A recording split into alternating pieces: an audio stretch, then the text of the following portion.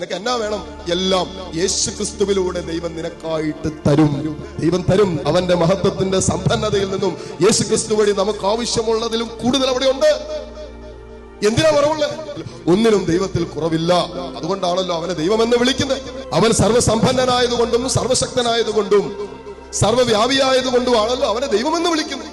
പ്രിയപ്പെട്ടവരെ, ദൈവം തന്റെ മക്കളെ നിരന്തരം സ്നേഹിക്കാനും തന്റെ മക്കൾക്ക് ആവശ്യമായതൊക്കെ നൽകാനും വെമ്പൽ കൊള്ളുന്ന ഒരു ഹൃദയത്തോടെയാണ് ഇപ്പോ എന്നെയും നിങ്ങളെയും നോക്കിക്കൊണ്ട് ഈ അൾത്താരയിൽ ദൈവം നിൽക്കുന്നത്. അതുകൊണ്ടല്ലേ ദൈവത്തെ വിളിച്ചപേക്ഷിച്ചിട്ട് ആരാണ് ഭഗ്നാശനായത്?